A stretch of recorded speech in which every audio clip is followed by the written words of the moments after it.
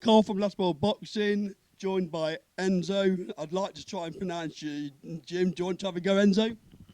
Enzo Maccarinelli at the Boney Mine Boxing Gym. Thank you very much. Okay, Enzo, first thing I'd like to talk about is why did you get into boxing? I didn't have a choice. My dad, my dad pretty much had me to become a world champion. I think he always wanted a world champion.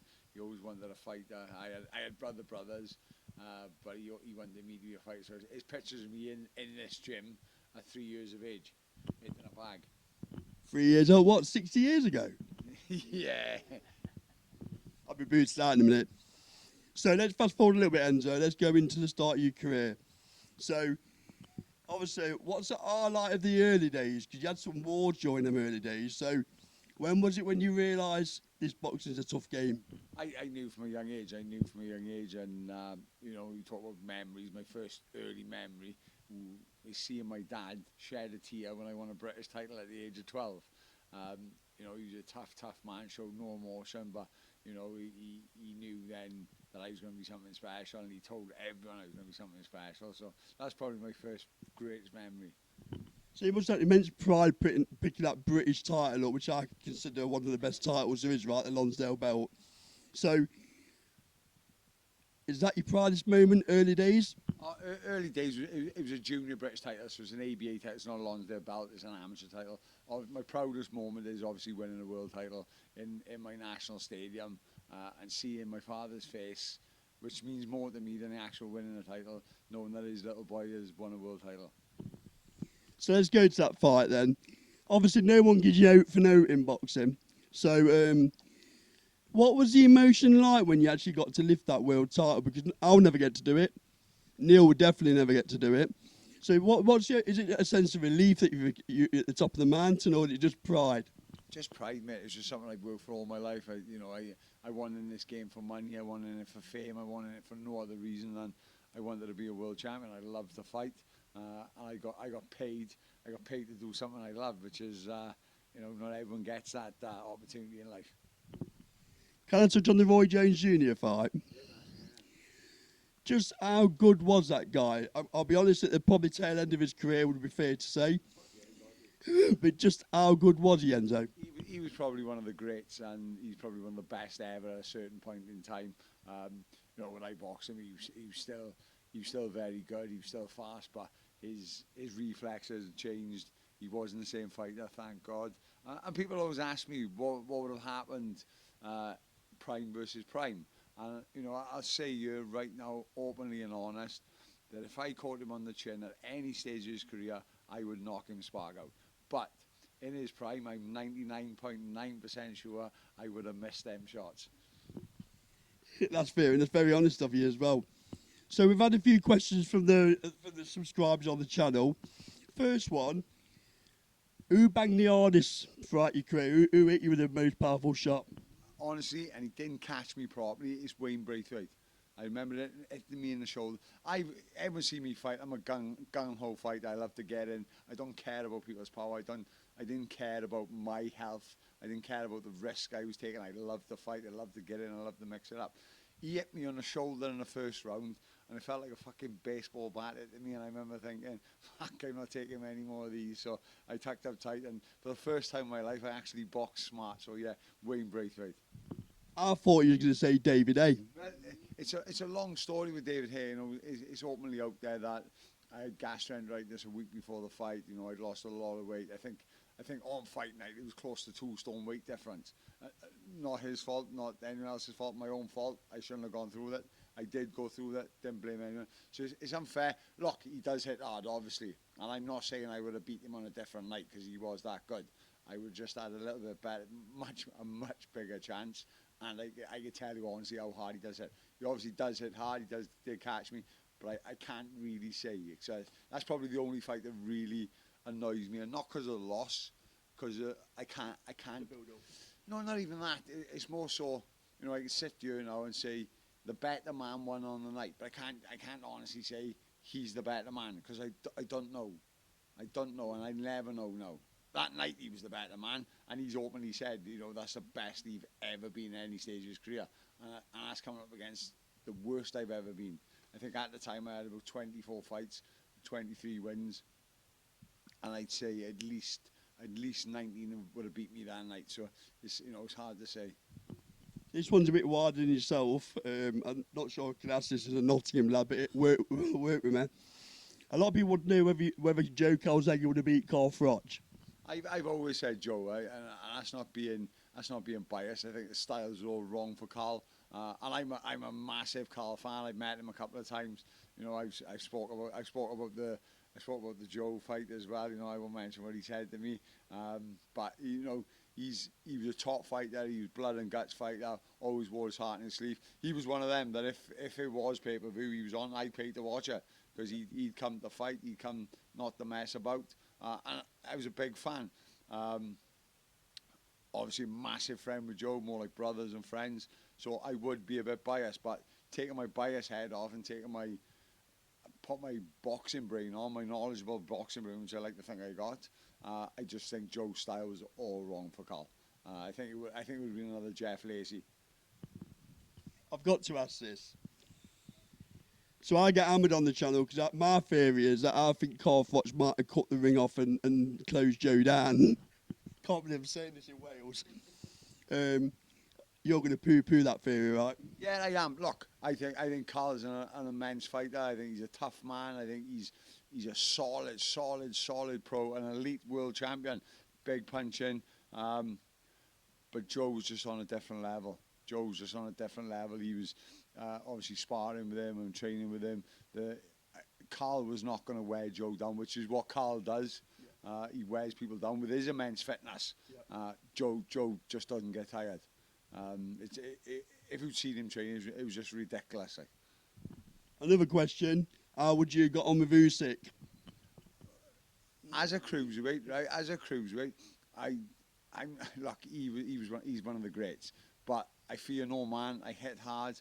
I wasn't worried about which is stupid of me, but I wasn't worried about his movements, his jerky movements, his relentless bit of time, his relentless pressure.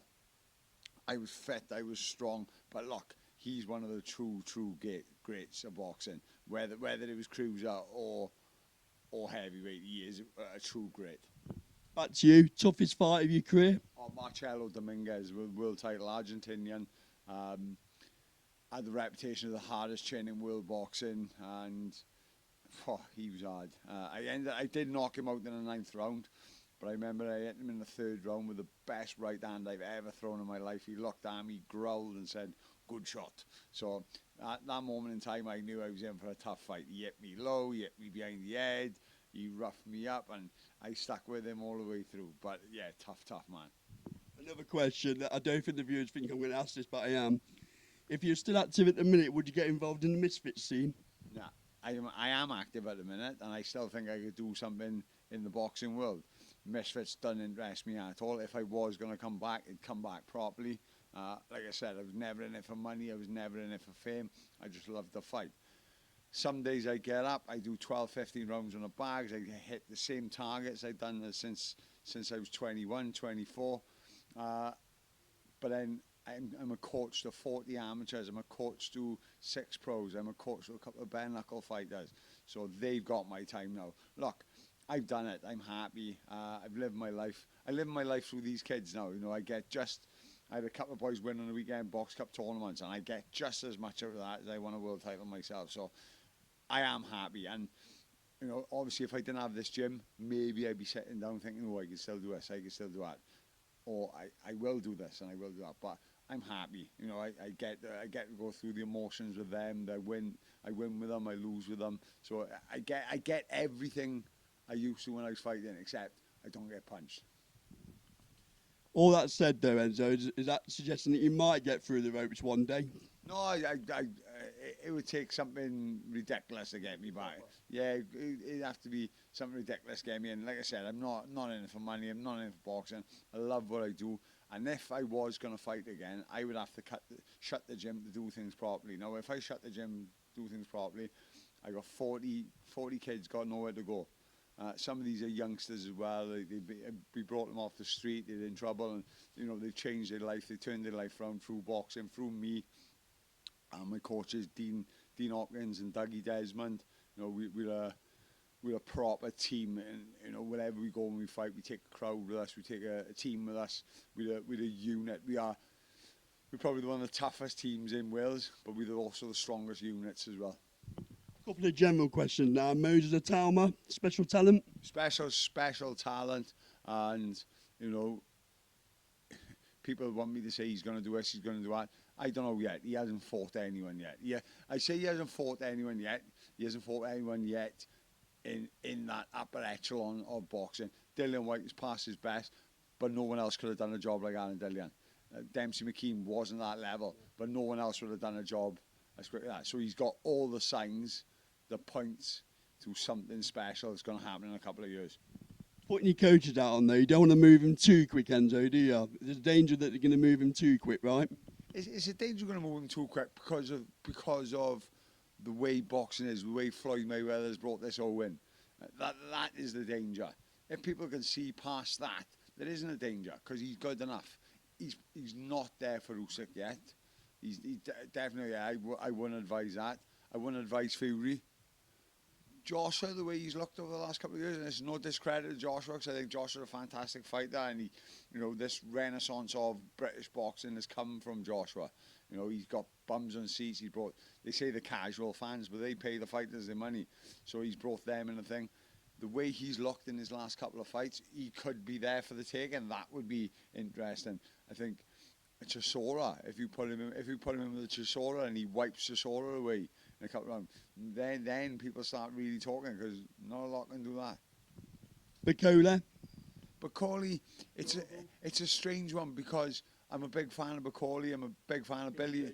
I'm a big fan of Billy Nelson as well. He does, you know, if we watch him, Billy will do my fucking head in, but he's a good guy, Billy is, and I get a lot of time for Billy, and you know, he's been telling me about Martin well before you lot, you know, seen him on the scene. And what I have seen, he's relentless. He's got that George Foreman-esque relentless style, but unfortunately, he took the Joe Parker fight for money. We all know this, on short notice. He did show glimpses in that first round. He could do little bits and bobs, but he had nothing there.